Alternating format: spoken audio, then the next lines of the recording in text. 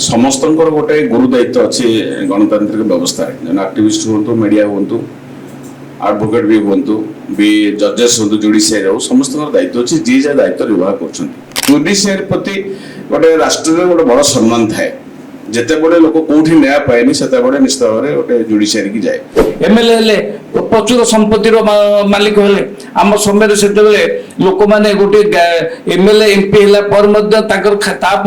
चलीगला खाया मिले से आईएस नेताटी हम आमर सब तो आईएस बर्तमान ये विदा नहीं सब नेतार परिणत हो अश्विन बस्टर कहतु कि अपराजिता षडंगी कहतु कि पांड्यान साहेब खजुरी गछर मूलर पाहाच पाहाच जमी आमर देखिए आमर जो जज सिलेक्शन होती कॉलेजियम रे कौन होची कॉलेजियम सिस्टम टा नथिला केबे आम भारत वर्ष कि कॉन्स्टिट्यूशन रे कॉलेजियम सिस्टम तो नथिला आमर चीफ जस्टिस थिले डॉक्टर एस मुरलीधर थिला बेले सी गोटे जाकि कंप्यूटर रूम रे से बसी पांड्यान से आमर किछु वकील मुरलीधर से ये साई बाबा जो ट्रस्ट मेंबर चेयरमैन ये सब बसता आम चीफ जस्टिस से फोटोटा भाइराल होता। आज आम सहित स्टूडियो रे उपस्थित अच्छा हाइकोर्ट वरिष्ठ आईनजीवी श्रीनिवास महांती ओडिशार वरिष्ठ सांबादिक रमेश चंद्र महांती न्यायिक व्यवस्थार स्वच्छता उपर आलोचना करबा मु प्रथमे सार को स्वागत करी एहा उपरे तांकर कथा रखिबे। बहुत धन्यवाद। बर्तमान प्रश्न उठुची आमर संप्रति मान्यवर प्रधान विचारपति सुप्रीम कोर्टर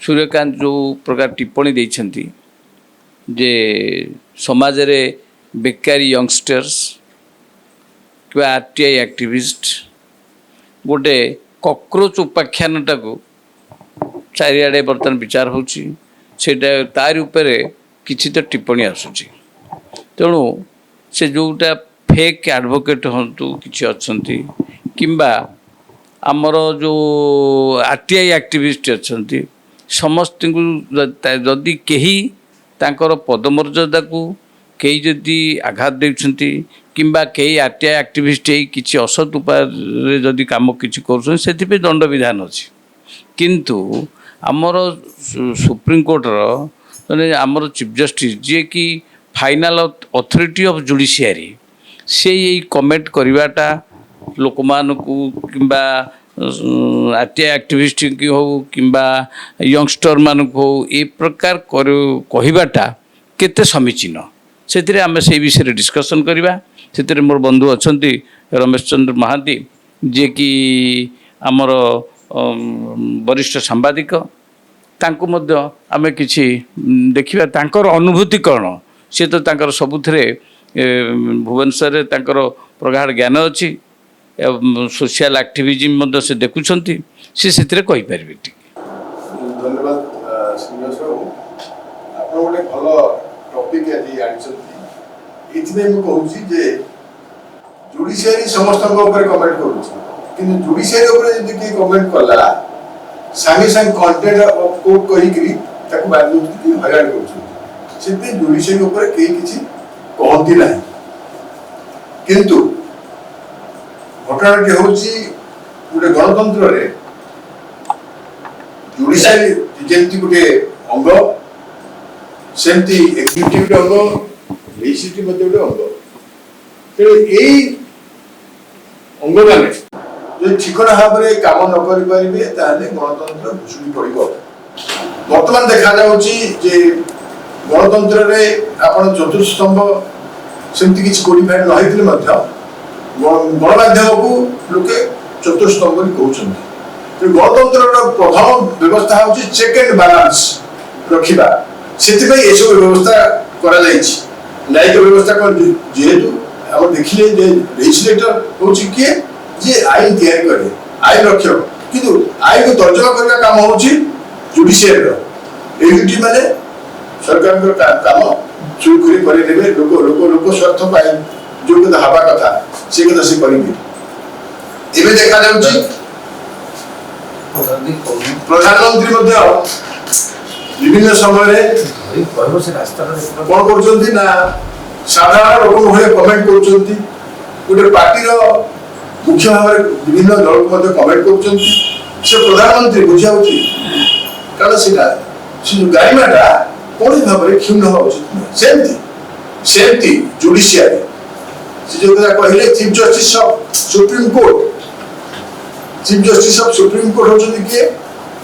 ଯେ ଆପଣମାନେ ଯୋଉ ନ୍ୟାୟିକ ବ୍ୟବସ୍ଥା କହୁଛନ୍ତି, ଯୋଉ ଜୁଡିସିଆରୀ ବ୍ୟବସ୍ଥା କହୁଛନ୍ତି, ସେ ଜୁଡିସିଆଲ ବ୍ୟବସ୍ଥାର ମୁଖ୍ୟ। ଆମେ ଦେଖିଲେ ଆପଣ ବିଭିନ୍ନ ସମୟରେ ସେଇ ମନମୋହନ ସିଂଙ୍କ ସମୟରେ ଆରଟିଆଇ ବ୍ୟବସ୍ଥା କରାଗଲା।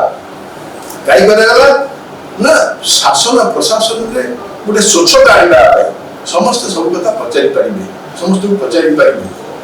କିନ୍ତୁ ଏଇ ଯୋଉ ପଚାରିବା କଥାଟା ଯେତେବେଳେ ସେମାନେ ବିଭିନ୍ନ ଭାବରେ ଅନ୍ୟ ବାଟରେ ମଧ୍ୟ କିଛି ମୁଁ ମନା କରୁନି ଯେ ଆରଟିଆଇ ଆକ୍ଟିଭିଷ୍ଟ କହିକିରି ବିଭିନ୍ନ ଭାବରେ ତାକୁ ଅପବ୍ୟବହାର କରୁଛନ୍ତି, ସେ କଥା ବି ହବା ଉଚିତ ନୁହେଁ।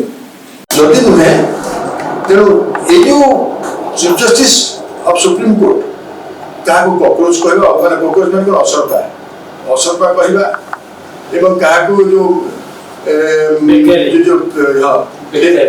ଫେକ୍ ଲୟର ମାନେ ଆଉଛନ୍ତି। ଆଜିର ଆମେ ଗୋଟେ ଗମ୍ଭୀର ବିଷୟରେ ଚର୍ଚ୍ଚା କରିବାକୁ ମୋ ସହିତ ଆମର ତିନି ବନ୍ଧୁ ବସିଛନ୍ତି। ସେ ମୋର ଡାହାଣକରେ ରାଇଟ୍ ହ୍ୟାଣ୍ଡରେ ଅଛନ୍ତି ବରିଷ୍ଠ ସାମ୍ବାଦିକ ରମେଶ ଚନ୍ଦ୍ର ମହାନ୍ତି, ବାମକରେ ଅଛନ୍ତି ବହୁତ ଜଣେ ଆକ୍ଟିଭିଷ୍ଟ ପ୍ରଦୀପ ପ୍ରଧାନ, ଯିଏକି ଆମ ଓଡ଼ିଶାରେ ପ୍ରଥମେ ଆରଟିଆଇ କ'ଣ ସେ ଆମକୁ ବୁଝାନ୍ତି ଏବଂ ପ୍ରଦୀପଙ୍କର ଅନେକ ମିଟିଂରେ ଆମେ ବସିଲା ପରେ ମୋ ପାଖରେ ଯାହା କିଛି ବି କେସ୍ ଆସେ ଆରଟିଆଇ ବିଷୟରେ କେମିତି ଜାଣିବା, କ'ଣ କରିବା, କେମିତି ଫାଇଲ୍ ହେବ, ଅପିଲ କ'ଣ ହେବ, ଏସବୁ ମୁଁ ପ୍ରଦୀପଠୁ ଶିଖେ ଏବଂ ମଧ୍ୟ ମୁଁ ଲୋକଙ୍କୁ କହେ ଯେ ସେ ତାଙ୍କ ସହିତ ପରାମର୍ଶ କରନ୍ତୁ। ସବୁଠୁ ବଡ଼ ଜିନିଷ ହେଲା ଏବେ ଯେଉଁ ଆମର ମାନ୍ୟବର ମୁଖ୍ୟ ବିଚାରପତି ଭାରତର ଏତେ ବଡ଼ ରାଷ୍ଟ୍ର, ସେଥିର ମୁଖ୍ୟ ବିଚାରପତି ସେ କହୁଛନ୍ତି ଯେ youngsters like cockroaches who do not get jobs become media and activist attack everyone. ଏ ଯେଉଁ ଆମେ ଏବଂ ସେଥିରେ ମଧ୍ୟ ସିଜିଆଇ ଆରଟିଆଇ ଆକ୍ଟିଭିଷ୍ଟମାନଙ୍କୁ ବିଭିନ୍ନ ପ୍ରକାର ତାତ୍ସଲ୍ୟ କରିକି କହିଛନ୍ତି। ସେ ଆରଟିଆଇ ଆକ୍ଟିଭିଷ୍ଟ ଯେଉଁ କହିଛନ୍ତି, ଏ ଆରଟିଆଇ ଆକ୍ଟିଭିଜମଟା ଆସିଲା କାହିଁକି କିଛି ଆମେ ତଥ୍ୟ ଯେହେତୁ ପାଉନେ କିମ୍ବା ଜୁଡ଼ିସିଆରୀ ଆମେ ଗୋଟେ କେସ୍ କରିବାକୁ ହେଲେ ସେତେବେଳେ ବହୁତ ବାବୁ ମାନେ ତାଙ୍କର ଫାଇଲ୍ ଲୁଚେଇ ଦେବେ, ଫାଇଲ୍ରେ ଆଉ ଦେଖେଇବେନି, କେହି ଜାଣିପାରୁନଥିଲେ। ସେଥିପାଇଁ ଗୋଟେ ଆରଟିଆଇ ଉପରେ ଆଲୋଚନା ଚାଲିଲା। ସେସବୁ ଗଭର୍ଣ୍ଣମେଣ୍ଟ ମଧ୍ୟ ମନମୋହନ ସିଂଙ୍କ ସମୟରେ ସେଇଟାକୁ ଆଇନ ଭିତରକୁ ଆଣିଲେ, ବିଭିନ୍ନ ପ୍ରକାର ଆମେଣ୍ଡମେଣ୍ଟ ହେଇ ଗୋଟେ ନିର୍ଦ୍ଦିଷ୍ଟ ଜାଗାରେ ପହଞ୍ଚିଲା।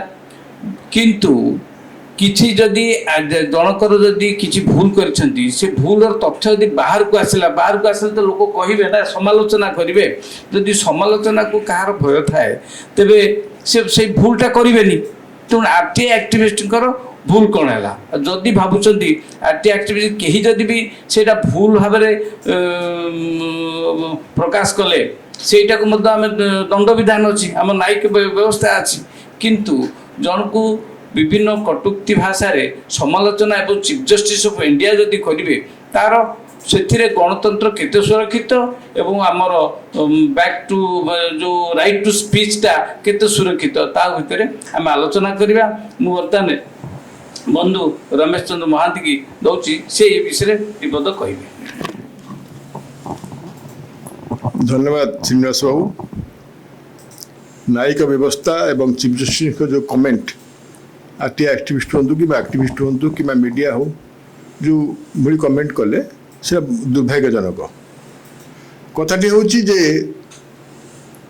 ଗଣତନ୍ତ୍ର ବ୍ୟବସ୍ଥାରେ ଆମେ ଲେଜିସ୍ଲେଚର ରଖିଲେ, ଜୁଡ଼ିସିଆରୀ ରଖିଲେ, ଏକ୍ଜିକ୍ୟୁଟିଭ୍ ରଖିଲେ, ଫୋର୍ଥ ପିଲର ଅଫ୍ ଡେମୋକ୍ରାସି କହିକିରି ଆମ ଗଣମାଧ୍ୟମକୁ ସାଧାରଣ ଭାବରେ ଆଲୋଚନା କରୁଛନ୍ତି, ଯଦିଓ ସେ କୋଡ଼ିଫାଇଡ୍ ନୁହଁ। କଥା ହେଉଛି ଏସବୁ ବ୍ୟବସ୍ଥା କାହିଁ ହେଲା? ଗଣତନ୍ତ୍ରକୁ ଚେକ୍ ଆଣ୍ଡ ବାଲାନ୍ସ ଭିତରେ ରଖିବା ପାଇଁ। ସମସ୍ତଙ୍କୁ ଚେକ୍ କରିବେ, ଜୁଡ଼ିସିଆରୀ ଚେକ୍ କରିବ ଲେଜିସ୍ଲେଚରକୁ, ଏକ୍ଜିକ୍ୟୁଟିଭ୍ କାର୍ଯ୍ୟକ୍ରମକୁ, ଏକ୍ଜିକ୍ୟୁଟିଭ୍ ମଧ୍ୟ ଲେଜିସ୍ଲେଚର ଯାହା ଦେଲା ତାକୁ ଠିକଣା ଭାବରେ ପ୍ରସ୍ତୁତ କରିବ, ଲିଷ୍ଟ ମଧ୍ୟ ଦେଖିବ ଯେ ଏମାନେ ଠିକ୍ କରୁଛନ୍ତି ନା ନାହିଁ। ଯଦି ଏମାନେ ଭୁଲ କଲେ ଗଣତନ୍ତ୍ରରେ ଗଣମାଧ୍ୟମ ମଧ୍ୟ ତାକୁ ପ୍ରକାଶ କରିକି ଏମାନଙ୍କ ତ୍ରୁଟିକୁ ସଂଶୋଧନ କରିବା ପାଇଁ କହିବ। ଏହିସବୁ ବ୍ୟବସ୍ଥା ଭିତରେ ଆପଣମାନେ ଶୁଣିକିରି ନିଶ୍ଚୟ ଖରାପ ଭାବିବେ ଯେ କୌଣସି ଗୋଟିଏ ବ୍ୟବସ୍ଥା ଠିକଣା ଭାବରେ ରାଜ୍ୟରେ ଦେଶରେ ଚାଲିପାରି ନାହିଁ ଏପର୍ଯ୍ୟନ୍ତ। ଯିଏ ସରକାରକୁ ଆସିଲେ ସେ ଗଣମାଧ୍ୟମ କଣ୍ଟ୍ରୋଲ କଲେ, ଜୁଡ଼ିସିଆରୀକୁ ନିଜ ପକେଟ୍ ରଖିଲେ, ଏକ୍ଜିକ୍ୟୁଟିଭ ମଧ୍ୟ ନିଜ ପକେଟ୍ ରଖିଲେ, ନହେଲେ ସେମାନେ ଡରିଲେ କାହିଁକି ତାଙ୍କର ନିଜର ବ୍ୟକ୍ତିଗତ ଅସୁବିଧା ହେବ ବୋଲିକି ସେମାନେ ଡରିକିରି ସରକାରଙ୍କୁ ସହଯୋଗ କଲେ। ଏଇଟା କ'ଣ ବ୍ୟବସ୍ଥା? ଏଇଥିପାଇଁ କ'ଣ ଜୁଡ଼ିସିଆରୀ ହେଇଥିଲା?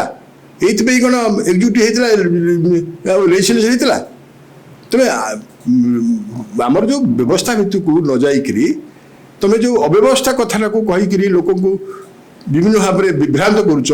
ଯେମିତି କହିଲେ କ'ଣ ଯେଉଁ ଆକ୍ଟିଭିଷ୍ଟ ମାନେ ହେଉଛନ୍ତି କକରୋଚ, ମିଡ଼ିଆ କ'ଣ ଯେଉଁମାନେ ଚାକିରି ପାଉନାହାନ୍ତି ସେମାନେ ଆସିକି ଏସବୁ କାମ କରୁଛନ୍ତି।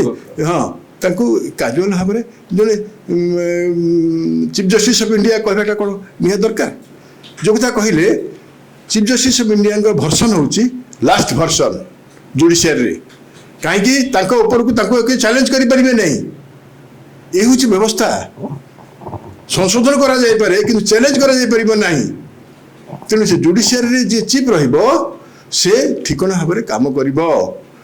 ବିଭିନ୍ନ ସମୟରେ ଦେଖାଯାଇଛି, ଆପଣମାନେ ଦେଖିଛନ୍ତି Ranganath Mishra chief justice of India ହେଲେ କ'ଣ କଲେ? ଯେମିତି ତାଙ୍କ କାମ ସରିଗଲା କହିଲେ କି ଆସିକିରି ଜାଣିକି ମୁଁ କହୁଥିଲି, ମୁଁ ଦେଖିଛି ଯେ ଆଜ୍ଞା ଆପଣ ମୋତେ ଏଠି MP କରିଦିଅନ୍ତୁ, କିଏ କହୁଛି ମୋତେ MLA କରିଦିଅନ୍ତୁ, ମୋତେ କିଏ ଅନୁପୁର ପଠାନ୍ତୁ, ତାର ଚାକିରି ଦରକାର। ଚିଫ୍ ଜଷ୍ଟିସ୍ ଅଫ୍ ଇଣ୍ଡିଆ ହେଲା ପରେ ଯେଉଁ ଗାରିମା, ସେ ଗାରିମା କେହି ରଖୁନାହାନ୍ତି। ନା ପ୍ରଧାନମନ୍ତ୍ରୀ ରଖୁଛନ୍ତି ତାଙ୍କ ଗାରିମା, ନା ଜୁଡ଼ିସିଆରୀ ରଖୁଛି, ନା ଏକ୍ଜିକ୍ୟୁଟିଭ ରଖୁଛି, ଆଉ ତ ଗଣମାଧ୍ୟମରେ ତ କଣ୍ଟ୍ରୋଲ ଦେଇଛି, କିଣା ବିକା ହେଇଯାଇଛି। ତେଣୁକରି ସେମାନେ ଆଉ କିଛି କହିପାରିବେନି, ଲେଖିପାରିବେନି, ଜାଣିପାରିବେନି। ବରଂ ମୁଁ ଧନ୍ୟବାଦ ଦେବି ଏଇ ଯେଉଁ ସୋସିଆଲ ମିଡ଼ିଆ ସବୁ ଆସିଛନ୍ତି, ସେମାନେ ମଧ୍ୟ ବିଭିନ୍ନ ଭାବରେ ଏକ୍ସପୋଜର ଦେଉଛନ୍ତି, ବିଭିନ୍ନ କରପସନର ଇଏର ସବୁ ଦେଉଛନ୍ତି। ବହୁତ ଧନ୍ୟବାଦ ସେମାନଙ୍କୁ। ଦେଖୁଛି ଆମ ପ୍ରଦୀପ ଟିକେ ଆଲୋକପାତ କରନ୍ତୁ ଆର୍ଟିଆଇ ଆକ୍ଟିଭିଟି ଉପରେ କ'ଣ ହେଇଛି। ନାଇଁ, ବାସ୍ତବରେ ଗତକାଲି ଯେ ସୁପ୍ରିମକୋର୍ଟର ମୁଖ୍ୟ ବିଚାରପତି କେତେବେଳେ ଯେଉଁ ଗୁରୁତ୍ୱପୂର୍ଣ୍ଣ କଥା କହିଛନ୍ତି, ମନେକର ଆର୍ଟି ଆକ୍ଟିଭିଷ୍ଟ, ମିଡ଼ିଆ, ସୋସିଆଲ ଆକ୍ଟିଭିଷ୍ଟମାନଙ୍କୁ କକରୋଚ, ପାରାସାଇଟ୍ସ ଏଭଳିଆ ଭାଷା ବ୍ୟବହାର କରିଛନ୍ତି ଏବଂ କହିଛନ୍ତି ଏମାନେ ସବୁ ଅନଏମ୍ପ୍ଲଏଡ୍, କାମଧାମ କିଛି ନାହିଁ, ଏମାନେ ବହୁତ ଅସ୍ଥିରତା ସୃଷ୍ଟି କରୁଛନ୍ତି। ବାସ୍ତବରେ ସମସ୍ତଙ୍କର ଗୋଟେ ଗୁରୁ ଦାୟିତ୍ୱ ଅଛି ଗଣତାନ୍ତ୍ରିକ ବ୍ୟବସ୍ଥାରେ। ଜଣେ ଆକ୍ଟିଭିଷ୍ଟ ହୁଅନ୍ତୁ, ମିଡ଼ିଆ ହୁଅନ୍ତୁ, ଆଡଭୋକେଟ୍ ବି ହୁଅନ୍ତୁ, ବି ଜଜେସ୍ ହୁଅନ୍ତୁ, ଜୁଡ଼ିସିଆରୀ ହଉ, ସମସ୍ତଙ୍କର ଦାୟିତ୍ୱ ଅଛି, ଯିଏ ଯାହା ଦାୟିତ୍ୱ ନିର୍ବାହ କରୁଛନ୍ତି।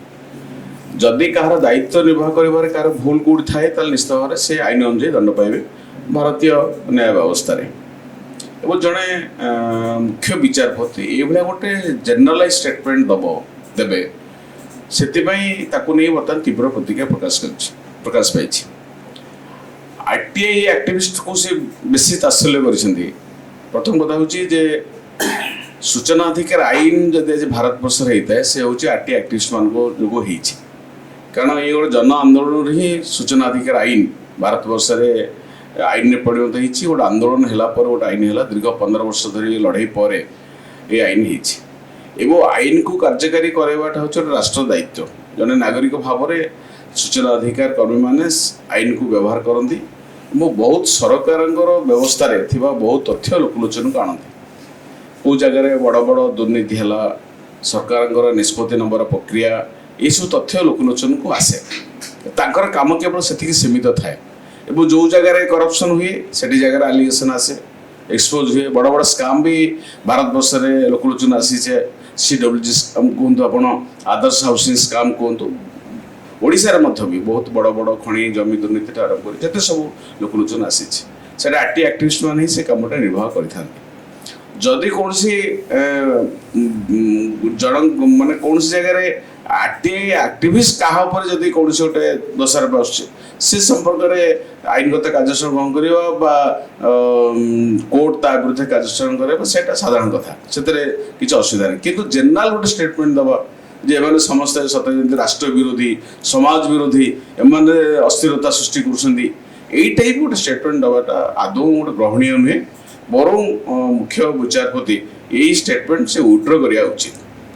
ତେଣୁ ସୂଚନା ଅଧିକାର କର୍ମୀମାନଙ୍କର ଯେ ଅନଏମ୍ପ୍ଲୟମେଣ୍ଟ କେମିତି ଜାଣିଲେ ସେମାନେ ଅନଏମ୍ପ୍ଲୟମେଣ୍ଟ ବୋଲି ସେ ଏଭଳି ଯେଉଁ ତାତ୍ସଲ୍ୟ କରି କହିବା ଯେ ସେମାନେ କିଛି କାର୍ଯ୍ୟ କରୁନାହାନ୍ତି ଏଇସବୁ ଷ୍ଟେଟମେଣ୍ଟ ଗୁଡ଼ାକ ଆଦୌ ଆମେ ଗ୍ରହଣ କରିପାରୁନାହୁଁ ବରଂ ରାଷ୍ଟ୍ର ନିର୍ମାଣରେ ବା ସମାଜକୁ ଗଢ଼ିବାରେ ସୂଚନା ଅଧିକାର କର୍ମୀମାନଙ୍କ ସାରା ଭାରତବର୍ଷରେ ଗୋଟେ ବଡ଼ ଭୂମିକା ରହିଛି। ଆଜି ମନେକର ଆପଣ ଦେଖନ୍ତୁ ଯେ ଲୋକପାଳ ଜନଲୋକପାଳ ଆନ୍ଦୋଳନ ହେଲା ଏବେ ଲୋକାୟିତ ଲୋକପାଳ ଆଇନ ହେବ ଏ କ୍ଷେତ୍ରରେ ତ ଆର୍ଟି ଆକ୍ଟିଭିଷ୍ଟର ଗୋଟେ ବଡ଼ ଭୂମିକା ରହିଛି ଏବଂ ଯେତେ ପ୍ରଶାସନକୁ ସଜାଡ଼ିବା ପ୍ରଶାସନରେ ସ୍ୱଚ୍ଛତା ଉତ୍ତରଦାୟୀ ରଖିବା ଏଇଟା ତ ଆର୍ଟି ଆକ୍ଟିଭିଷ୍ଟ ମାନଙ୍କର ଗୋଟେ ବଡ଼ ଭୂମିକା ରହିଛି। ଯେତେ ବଡ଼ ବଡ଼ ଦୁର୍ନୀତି ଲୋକଲୋଚନରେ ତ ବଡ଼ ଭୂମିକା ରହିଛି। ଗୋଟେ ଗୋଟେ ସମୟରେ ମଧ୍ୟ ବି ସରକାର ପରିବର୍ତ୍ତନ କରିବାରେ ମଧ୍ୟ ବି ଆର୍ଟି ଆକ୍ଟିଭିଷ୍ଟ ମାନଙ୍କର ତ ବଡ଼ ଭୂମିକା ରହିଛି।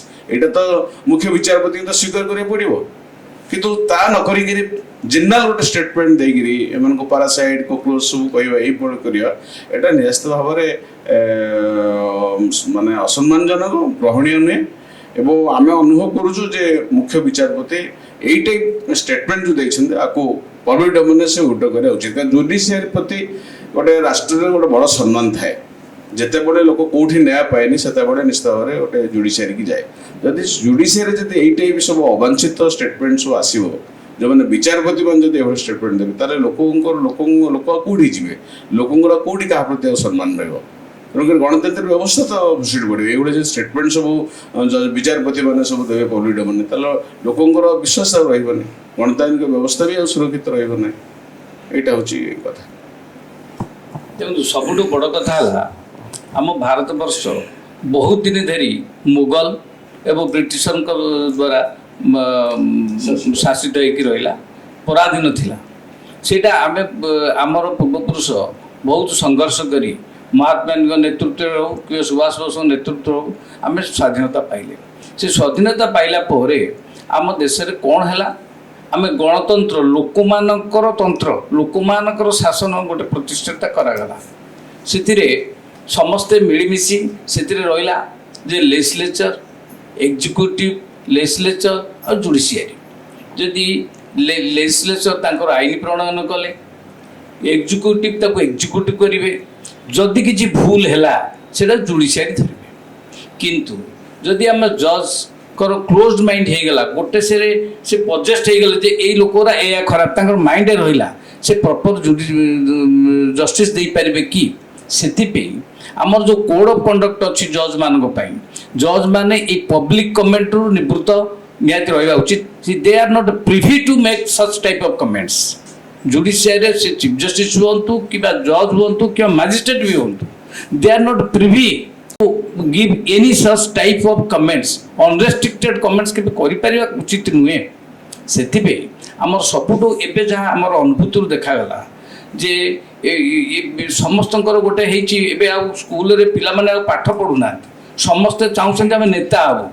ନେତା ହେଲେ ଏବେ ଦେଖନ୍ତୁ ଗୋଟେ ନେତାଭିମୁଖୀ ଚରିତ୍ର ଆମ ସମସ୍ତଙ୍କ ଭିତରେ ଡେଭଲପ୍ ହେଇଛି। ଆମେ ଚାହୁଁଛୁ ଯେ ସ୍କୁଲ କଲେଜରେ ପିଲା ସେଇଠି ନେତା ହେଇକି ନେତା ପଛରେ ଗୋଡ଼େଇଲେ ତାପରେ ମନ୍ତ୍ରୀଟେ ହେଇଗଲେ ଏମ୍ଏଲ୍ଏ ହେଲେ ପ୍ରଚୁର ସମ୍ପତ୍ତିର ମାଲିକ ହେଲେ। ଆମ ସମୟରେ ସେତେବେଳେ ଲୋକମାନେ ଗୋଟେ ଏମ୍ଏଲ୍ଏ ଏମ୍ପି ହେଲା ପରେ ମଧ୍ୟ ତାଙ୍କର ତାପରେ ଚାଲିଗଲା ପରେ ଖାଇବାକୁ ମିଳେନି। ଏବେ ଦେଖିବେ ଯଦି ଗୋଟେ ଏମ୍ଏଲ୍ଏ ହେଲା ଗୋଟେ ଛୋଟିଆ କାହାର ରିପ୍ରେଜେଣ୍ଟେଟିଭ୍ ହେଲା ଯେ ଏମ୍ପିର ରିପ୍ରେଜେଣ୍ଟେଟିଭ୍ କି ତାର କ'ଣ କି ଏମ୍ଏଲ୍ଏ ରିପ୍ରେଜେଣ୍ଟେଟିଭ୍ ସେଇ ତାଙ୍କର ଏରିଆରେ ଯଦି ହେଲା ତାକୁ ବର୍ତ୍ତମାନ ହାତ ଛୁଇଁବା କଷ୍ଟକର। ସାଙ୍ଗେ ସାଙ୍ଗେ ହେଲା ଏନ୍ଡିଓଭର ଗାଡ଼ି ମର୍ସିଡିଜ୍ ଗାଡ଼ି ଏସବୁ ତାଙ୍କର ଚାଲିଲା। ତେଣୁ ଏବେ ଦେଖନ୍ତୁ ପିଲା ପାଠ ପଢ଼ିବେ କାହିଁକି?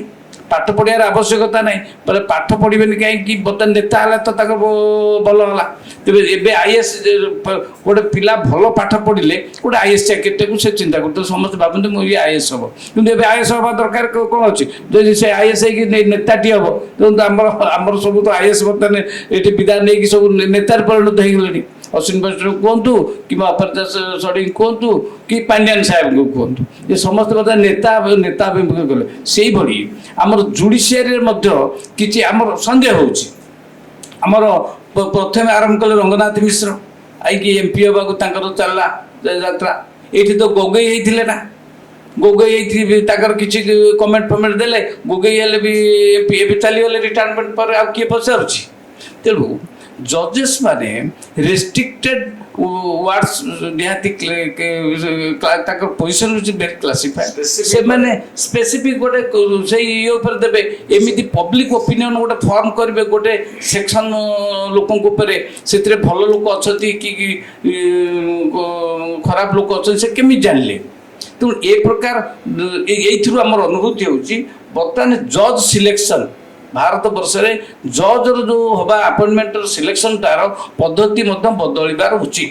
କାହିଁକିନା ମେରିଟୋରିୟସ୍ ଲୋକ ବର୍ତ୍ତମାନ ଆଡ଼ଭୋକେଟ୍ସ ସେମାନେ ଜଜ୍ ହେବା କଥା।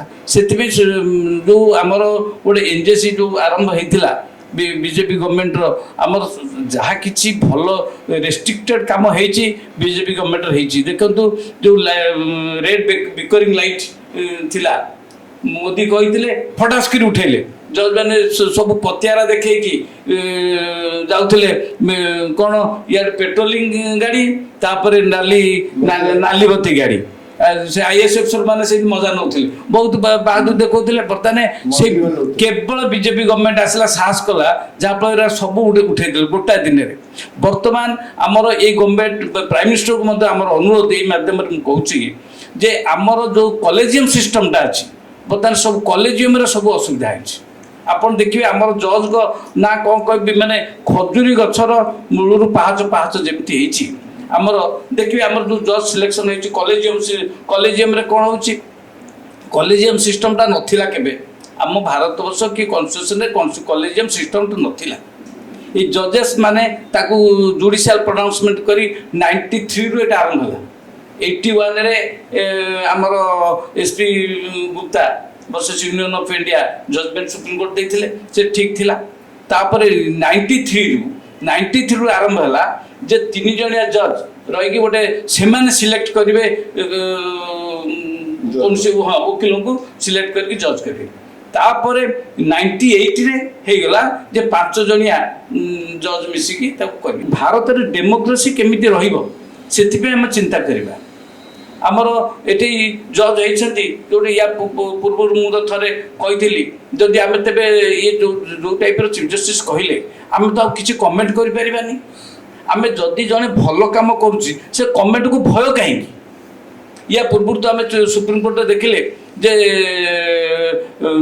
ଜଜ୍ ଦୀପ ମିଶ୍ର ସମୟରେ ଦେଖିଲେ 4 ଜଣ ଜଜ୍ ଆସି ବାହାରେ ବସିକି ଅନଶନ କଲେ।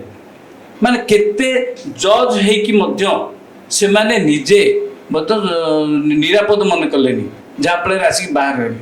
ଆମେ ସାଧାରଣ ଜନତା କଥା କ'ଣ କହିବା? ସେଥିରେ ଯଦି ଆପଣମାନେ ସେଇ ଜୁଡ଼ିସିଆରୀର ଅସ୍ତ୍ର ଧରି ଯଦି ଆମକୁ ସେ କଣ୍ଟେମ୍ପ୍ଟର ଭୟ ଦେଖେଇ କିମ୍ବା ଏଇସବୁ ଜିନିଷ କାହିଁକି ଅଛି? ଏ ଡେମୋକ୍ରେସି ଯୋଗୁଁ ତ ସର୍ଭାଇଭ୍ କରିଛି। ଆମେ ଆଇନକି ସମସ୍ତେ ମାନୁଛେ ବୋଲି ତ। ତେଣୁ ଆଇନଟା କ'ଣ ଜଜ୍ ହେଇଗଲେ ଆଇନଟା ବଦଳି ଯାଉଛି?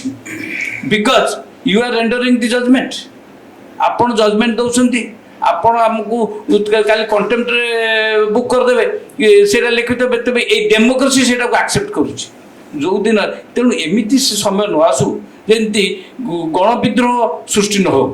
ଆମେ ଯଦି ଏଇ ଜନତାକୁ ଯୋଗୁଁ ଏଇ ଦେଶ ଚାଲିଛି, ଜନତାକୁ ଆମେ ହେଉଛୁ କରଦାତା, ଆମେ କର ଦେଉଛୁ ବୋଲି ଏତେ ଲୋକ ଦରମା ପାଉଛନ୍ତି, ସବୁ ଚାଲିଛି। ଯଦି ଏଇମାନଙ୍କୁ ଯଦି ଆପଣ ନିକୁଚ୍ଛ କରିକି ତୁଚ୍ଛ କରିକି ସମ୍ବୋଧନ କରିବେ ଏବଂ ଲୋକମାନଙ୍କୁ ଯଦି ତୁଚ୍ଛ ଭାବରେ ବ୍ୟବହାର କରିବେ, ତେବେ ଆମେ ଗଣତନ୍ତ୍ରର କ'ଣ ଆମେ ଭାବିବା?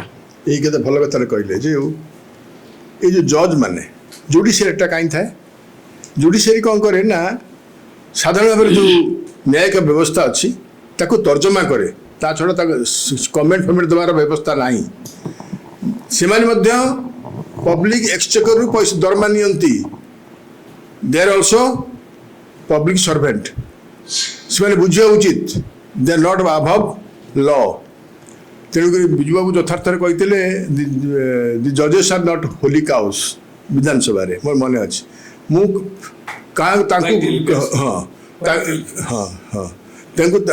ତାଙ୍କୁ ମୁଁ କମେଣ୍ଟ କରିବାକୁ କାହାକୁ ଚାହୁଁନି।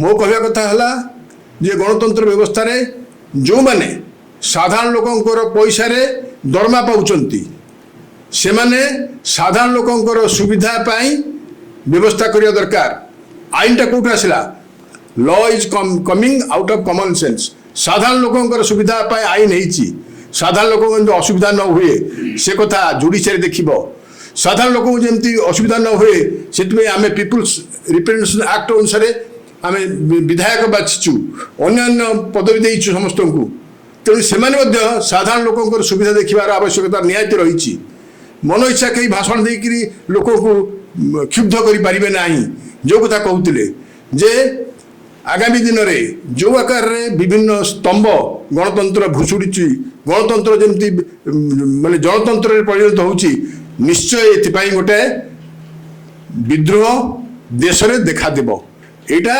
आगामी दिन में देखा जाउची किंतु कई भावतुनि जे आमर जो व्यवस्था आमर जो देशर राज्यर जो सब व्यवस्था से कहले जड़े विधायक हो गले गुड़ाए पैसा नहीं आसुची फर्चुन चोरी कौट आसला से कौ व्यवसाय करती एत पैसा कौट आसला जड़े आईएएस अफिसर दरमा पाए ता दरमा केते रिटायर्ड करुच्ची से संपत्ति एत कहवा कथा ना केमती है सब जिन चेक एंड बालांस आम तो रही कई किसी देखु ना कई किसी देखु ना निज निज सुविधा समस्त अच्छा तेणुक देश वर्तमान बहुत दुर्गति अवस्था गति करुच्ची एवं आपण मैंने देखुं ये जो भाव में राज्य जो भाई अवस्था देखा प्रतिदिन मर्डर प्रतिदिन मब लिंचिंग प्रतिदिन असुविधा ये जो पूरा बढ़ी जाऊँगी युवा कौन निहाती हवा दरकार आम सोसाइटी को एमती भाव में आम के देखा चाहूँ नुहे तेणुक आज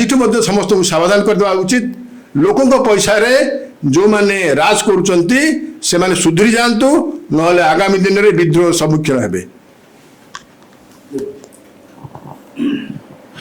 वास्तव में माने मुख्य विचारपति स्टेटमेंट बहुत जगह समस्या सृष्टि कर समस्या कौन सृष्टि कर बहु आक्टिविस्ट मान को डिमोरालाइज कर बहुत सोशल आक्टिविस्ट मान को भी प्रति माने से भी काम करने निरुत्साहित हे कारण गोटे जेहेतु गोटे चीफ जस्टिस ये कथा कहते तेणु गोटा हूँ जो मैंने सोशल आक्टिविस्ट होती आरटी आक्टिविस्ट होती से माने देखुं गोटे सामाजिक व्यवस्था किसी गोटे परिवर्तन बा सामाजिक व्यवस्था किसी उन्नति पाइका से कम कर जो मैंने विभिन्न प्रकार कार्यक्रम किए गोटे मद विरुद्ध आंदोलन करोटी निशा द्रव्य कारबार विरुद्ध आंदोलन करोटी दुर्नीति विरुद्ध किए कम कर कर they are also contributing to the development of the society तेणु साधारण भाव में जजेस माने जिते गोटे केस स्पेसिफिक कमेंट्स आसे आपण मन थी आउ किसी दिन तले जन चीफ जस्टिस भी ये गोटे स्टेटमेंट भी देते जे सूचना अधिकार आईन ये भाव में अपव्यवहार करा जाउची जे 75 भाग समय 75 भाग कर्मचारी मानकर नष्ट होची से कम यहाँ गोटे फॉल्स स्टेटमेंट थिला एक्चुअली आर कौन बेसिस नाला माने गोटे स्टेटमेंट दबा जाकि गोटे स्टेटमेंट देते कि गोटे रिसर्च ओरिएंटेड जब स्टेटमेंट होता ताल किसी असुविधा ही ना कारण ये कौन एत सूचना अधिकार आईन तथ्य मगा जाऊनी 75 भाग कर्मचारी देश में 75 भाग समय पड़ जाऊँगी केवल आरटीआई रेस्पन्स दबारे तेना बहुत जगह जदि जजेस मैंने विभ्रांतिमूलक स्टेटमेंट सब देवे तार गोटे प्रभाव सोसाइटी पड़ो द्वारा कौन हम ना निश्चित भाव में देशर गोटे विकास क्षेत्र में समस्या सृष्टि कर तेणुक केमी ट्रांसपेरेन्सी रसिस्टम से दिगरे बरु कोर्ट बा जजेस मैंने कम करा उचित जिते सिस्टम आम ट्रांसपेरेन्सी हम अकाउंटेबिलिटी जिते बढ़ो अल्टीमेटली आमर गणतांत्रिक व्यवस्था से रुद्धिमत हम सूचना अधिकार आईन होता केवल समस्त व्यवस्था ट्रांसपेरेंट इवेन भी जुडिशियरी सूचना अधिकार आईन भी जुडिशियरी आसूँ जुडिशियरी ट्रांसपेरेंट हम जमी आम आसला प्रॉपर्टी स्टेटमेंट जजेस माने जो सुप्रीम कोर्ट रे प्रॉपर्टी स्टेटमेंट दाखल कर तार कॉपी मगाई देला अतीत भी से सुप्रीम कोर्ट मना कर तथ्य दि जाए पार ना परवर्ती बजाय से 8 वर्ष काल केस पड़ेगा सुप्रीम कोर्ट जजमेंट भी से आसला जस्टिस वर्मा घरे केते पैसा बाहरला पड़ी देखिला विरुद्ध इम्पीचमेंट मोशन भी तदंत भी जब आउ का घर होता बर्तमान सीआई जेल जाकर 10 वर्ष जेल रही था तेणु घटना हूँ जुडिशियरी भी करप्शन भी फ्री नुहे କିନ୍ତୁ ଯେତେ ସିଷ୍ଟମ ट्रांसपेरेन्स हम जिते अकाउंटेबिलिटी बढ़ो जिते तथ्य लोकलोचन आसो अल्टिमेटली सबुठ बेसी लाभवान हम सारा देश लाभवान हम लोक लाभवान हे गणतंत्र व्यवस्था भी वृद्धिमत हम किंतु जदि आम यही टाइप सब स्टेटमेंट माने हाईएस्ट जुडिशियरी पोजिशन में जब रही जजेस मैंने जब यही टाइप सब स्टेटमेंट देवे ultimately it will damage the prospect of the democracy in our country तेणु यही पूरी स्टेटमेंट रू से निर्भूत रहा दरकार जिते बड़े गोटे केस स्पेसिफिक स्टेटमेंट दियंतु गोटे केस आसी सेटा से स्टेटमेंट देले ताल ठीक अछि सेतरे असुविधा किछि नै कि गोटे जनरल स्टेटमेंट दवा media social activist even senior advocate तांको ऊपर टिप्पणी दवा एई सब गुडा आदो ग्रहणीय नै एटलीस्ट जुडिशियरी एई सब स्टेटमेंट एबळे जनरल स्टेटमेंट टू खेंत रहा अछि आपण देखिथिबे गोटे छोटे कोठा कहूछ आपण कहबे ए कारवान मैगजीन कथा कहउतले कारवान मैगजीन रे बाहरिछि जे सीजेएम को नारे बर्तन जे सीजेएम अछंती सीजेएम को नारे बाहरिछि जे कोन से ए जो रियल एस्टेट बिजनेस से थरे मध्य से फसकी थिले आ गोटे कोटा कहउतले आ गोटे होछि से कोन मनी लॉन्ड्रिंग रे भी मध्य थिले बोली कि से कथा जणा पडुछि कारवान रो एते 2012 रे अब बेल दवा को मध्य पैसा नहीं एटा छोटिया कथा ये आहरी बहुत कारबार व्यस्त अच्छा ये दुटा कथा छोट कथा दुटा आसला जदि एमाने जजेस माने जदि जजेस माने जो कथा कहउछन्ती आपण माने देखिथिबे आपण कोर्ट को जिबे हाई कोर्ट को कि सुप्रीम कोर्ट जिबे कहबे आज्ञा श्रीनिवास महांती न अमक जजकर भल संपर्क अछि ताकू से ताकू केस देले आपण जीति जिबे एटा साधारण आलोचना होचे एटा काई होची तमे तो इंपेरियल जजमेंट दबो केस देखिकरी तुम जजमेंट दबो ठीक दबो आ ये अमक वकील गले भल हबो समक वकील गले भल हबो ये अर्थटा कोन साधारण पर से बुझांतु साधारण लोक को बुझांतु ये जो कथाटे बर्तन चर्चा चलछि सब स्थान रे सब कोर्ट रे कथा चलछि ए कथार अर्थटा कोन देखो निकट अतीत आप जानते आमर चीफ जस्टिस थिले डॉक्टर एस मुरलीधर मुरलीधर थिला बेले सी गोटे जाकि कंप्यूटर रूम रे से बसी पांडियान से आमर किछु वकील मुरलीधर से ये साई बाबा जो ट्रस्ट रो मेंबर तांकर चेयरमैन ये सब बसता सेटा आम चीफ जस्टिस सेटा मु से फोटोटा वायरल होता सेटा भाइराल हला परे चीफ जस्टिस गोटे देले जे नै श्रीनिवास मान जोटा करिसंती सेटा होची मान भूल एलो कोन कहले जे आमे बसिथिलु गोटे विशेष भाव आलोचना करथुलु जोथिरे कि डॉक्टर मान बसथिले तापर एबो सेटा बद प्रेस स्टेटमेंट गोटे देले हाई कोर्ट रे जेमिति आमे जोते आज काली धरा पइले चोर माने धरा पइले से गोटे धरि कि छिडाउना सिलट रे धरि कि मु चोर कि ये मध्य ये संगे संगे हाई कोर्ट रजिस्ट्री गोटे प्रेस मीट कला जे नाइ नाइ चीफ जस्टिस हमर बोल एमती से बहुत ठीक बोली ये जोटा करवाटा कौन है जदि माने सफेई देले सेटे देखला बेलू तांको संगे जार 50-60 केस अच्छी सी मत पाखे बस माने हाउ तेणु आम जदि आपण मानकू कष्ट लगुच तेज आप करप्शन भितर पसंदुनि ना आपण ये भितर पशिले तो लोक कमेंट करेंगे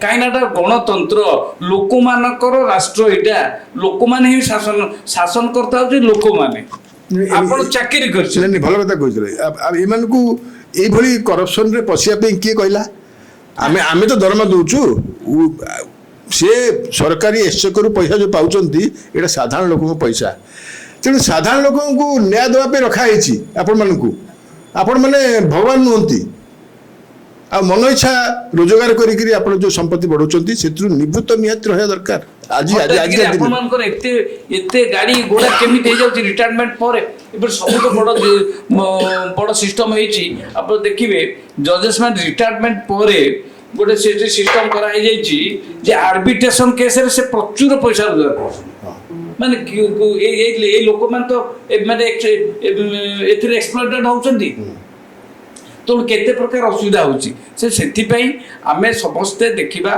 ଯେ ସମସ୍ତେ ଏଇଟା ଯେହେତୁ ଗଣତନ୍ତ୍ର ଆମେ ଗଣତନ୍ତ୍ରରେ ବଞ୍ଚୁଛେ ଲୋକମାନଙ୍କର ଯେଉଁ ସେମାନେ ହେଉଛନ୍ତି କରଦାତା ତାଙ୍କ ପଇସାରେ ବି ଆମେ ଏଇ ସଂସାର ଚାଲିଛି ଏଇ ରାଷ୍ଟ୍ର ଚାଲିଛି ତେଣୁ ତାଙ୍କୁ ଯଦି ଆପଣ କୁଚାରଟରା କରି କିଛି କହିବେ ଏଇଟା ଉଚିତ କି ତେଣୁ ଜଜେସ୍ ମାନେ ଠିକ୍ ଭାବରେ ସଂଯମତା ଅବଲମ୍ବନ କରିବା କଥା ଆମ ସମସ୍ତ ପାଇଁ ଲକ୍ଷଣ ରେଖା ଅଛି ସେ ଲକ୍ଷଣ ରେଖାଟାକୁ ଆପଣ ଦେଖିବେ ଯେ ଲକ୍ଷଣ ରେଖାରେ ସେଇଥିରେ ଠିକ୍ ଅଛନ୍ତି ନାହିଁ ଆପଣଙ୍କର ଜୁରିଡିକ୍ସନ୍ ଆପଣ ରୁହନ୍ତୁ ଆମ ଜୁରିଡିକ୍ସନ୍ ଆମେ ରହିବା ଯଦି ଆର୍ଟିଆଇ ଆକ୍ଟିଭିଜମ୍ ବାହାରିଲା ଗୋଟେ ଭଲ ଗଣତନ୍ତ୍ର ହବ ବୋଲି ଗୋଟେ ଶୃଙ୍ଖଳିତ ଗଣତନ୍ତ୍ର ଶୃଙ୍ଖଳିତ ରାଷ୍ଟ୍ର କରପସନ୍ ଫ୍ରି ରାଷ୍ଟ୍ର ହବ ବୋଲି ଚିନ୍ତା କରାଯାଇଛି ଯଦି ସେଥିରେ ଆପଣ ବ୍ୟାଘାତ ଘଟିବେ ଆମକୁ ସମାଲୋଚନା କରିବେ ତେବେ ଆମେ ରହିବୁ କେଉଁଠି ଏଇ ଗଣତନ୍ତ୍ର ସର୍ଭାଇଭାଲ୍ ହବ କେଉଁଠି ସେଥିପାଇଁ ଆମେ ବର୍ତ୍ତମାନ ମୁଁ ଆମର ଯଶସ୍ୱୀ ପ୍ରାଇମ୍ ମିନିଷ୍ଟରଙ୍କୁ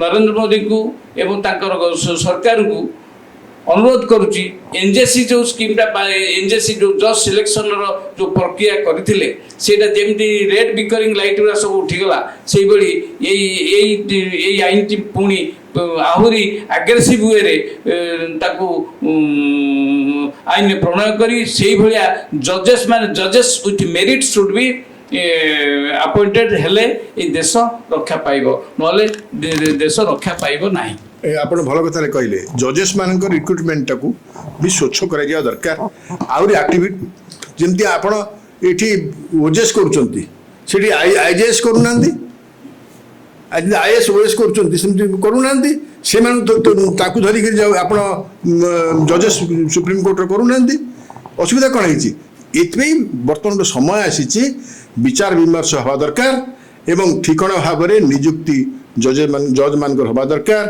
ଏବଂ ଖାଲି ଜଜ୍ ମାନେ ନୁହେଁ ବିଭିନ୍ନ ସ୍ତରରେ ଯେଉଁମାନେ ଗଣତାନ୍ତ୍ରିକ ଅବସ୍ଥାରେ ଯେଉଁମାନେ ନିଯୁକ୍ତି ପାଉଛନ୍ତି ସେମାନଙ୍କ କଥା ତାଙ୍କୁ ମୁହଁକୁ ନ ଦେଖି ତାଙ୍କ କାର୍ଯ୍ୟକୁ ଦେଖିକିରି କଲେ ହୁଏତ ଗଣତନ୍ତ୍ର ବ୍ୟବସ୍ଥା ଭଲ ରହିବାର ଆଶା କରାଯାଉଛି ଏବଂ ଏବେ ଆଉ ଗୋଟେ ବଡ଼ ଜିନିଷ ବଡ଼ ସମସ୍ୟା ଆସିଛି ଯେ ପିଲାମାନେ ଆଉ ପାଠ ପଢ଼ିବାରେ ମନ ନ ଦେଇ ସେ ନେତା ହେବାର ଯେଉଁ ଜିଜ୍ଞାସା ହେଇଛି ସେଇଟାକୁ ଆପଣ ଦେଖନ୍ତୁ ଆମେ ଏଇ ସୋସାଇଟିରେ ମଧ୍ୟ ସେଇଟା ଦେଖିବା କାହିଁକିନା ଯେଉଁମାନେ ଭଲ ଭଲ ଚାକିରି କଲେ ସେମାନେ ନେତାଙ୍କର ଚିଫ୍ ମିନିଷ୍ଟର ନିକଟବର୍ତ୍ତୀ ହୋଇ ବର୍ତ୍ତମାନ ପଲିଟିକ୍ସରେ ଜଏନ୍ କଲେ ପଲିଟିକ୍ସରେ ଜଏନ୍ କରୁଛନ୍ତି ଏବେ ଜଜେସ୍ ମାନେ ମଧ୍ୟ ତେଣୁ ପଲିଟିକ୍ସ ମୁହାଁ ସମସ୍ତେ ହେଇଯାଇଛନ୍ତି ସେଥିପାଇଁ ସମସ୍ତେ ତାଙ୍କର ଯେଉଁ ଚାକିରି କାଳ ଭିତରେ ସମସ୍ତେ ବିଭିନ୍ନ ପ୍ରକାର ପାର୍ସିଆଲିଟି ମେଣ୍ଟେନ୍ କରିବା ଆରମ୍ଭ ହେଇଗଲାଣି ତେଣୁ ଏଇଟା ଗୋଟେ ଖରାପ ସଂକେତ ଆସିଛି ଦେଶକୁ ଯେଉଁ ଗୋଟେ ଏବେ ଗୋଟେ ବ୍ରାଇଟ୍ ଏକ୍ଜାମ୍ପଲ୍ ଏବେ କେନ୍ଦ୍ରରେ ଯିଏ ଥିଲେ କ'ଣ ଇଲେକ୍ସନ୍ କମିଶନ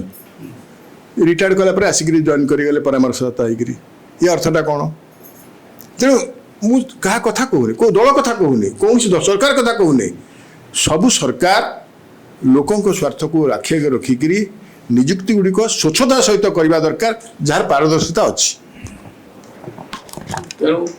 ତେଣୁ ଏଇ ତ ହେଉଛି ଆମର ମାନେ ହୃଦୟର ଆବେଗ ଆମେ ଜନସାଧାରଣ ଆବେଗଟାକୁ ଆମେ ପ୍ରକାଶ କରୁଛୁ ଦେଖନ୍ତୁ ବର୍ତ୍ତମାନ ଜୁଡ଼ିସିଆରୀ ମଧ୍ୟ ତାଙ୍କର ଲକ୍ଷଣ ରେଖାକୁ ଚିହ୍ନଟ କରନ୍ତୁ ଆଉ ଲକ୍ଷଣ ରେଖା ଭିତରେ ରହିଲେ ଭଲ ହେବ ଏବଂ ପ୍ରଧାନମନ୍ତ୍ରୀଙ୍କୁ ଆମର ଅନୁରୋଧ ଯେ ଯେପରି ଏନ୍ଜେସିଟା ଲାଗୁ ହେଉ ତାକୁ ଆହୁରି ରିଫର୍ମ ୱେରେ ତାକୁ କରାଯାଉ ଯେଉଁ ରେଡ୍ ବିକରିଂ ଲାଇଟ୍ଟା ଚାଲିଗଲା ପରେ କେତେ ଆଶ୍ୱସ୍ତି ଆମକୁ ମିଳିଛି ତଥାପି ଆମ ଓଡ଼ିଶାରେ ମଧ୍ୟ ଜଜେସ୍ ମାନଙ୍କର ଏଇ ଯେଉଁ ପାଇଲଟିଂ ଗାଡ଼ି ନେବା ଆମ ସେଇଟା ବି ବନ୍ଦ ହେଇପାରୁନାହିଁ ସେଇଟା ଗୋଟେ ସିମ୍ବଲିକ୍ ଷ୍ଟାଟସ୍ ଫ୍ୟାକ୍ଟର ହେଇଛି ଏଇଟା ଆଗେ ଗୋଟେ ଥିଲା ଏବେ ମଧ୍ୟ ସେଇଟା ଆହୁରି ପୁଣି ଫେରୁଛି ଯଦି ଏଥିରେ ସରକାର ଇଏ ପ୍ରତିରୋଧ ନ କରନ୍ତି ଇଏ ପୁଣି ଆହୁରି ଜୋର ଚାଲିବ ପୁଣି ସେଇ ରେଡ୍ ବିକରିଂ ଲାଇଟ୍ ପଳେଇ ଆସିବ ସେଇ ସମାଜରେ ବିଭିନ୍ନ ସ୍ତର ସୃଷ୍ଟି ହେଇଯିବ କ୍ଲାସ୍ ୱିଦିନ୍ ଏ କ୍ଲାସ୍ ସୃଷ୍ଟି ହେବ ସେଥିପାଇଁ ଆମର ଏଇ ସରକାରଙ୍କୁ ନିବେଦନ ଯେ ଆପଣ ଏହା ପ୍ରତି ଦୃଷ୍ଟି ଦିଅନ୍ତୁ।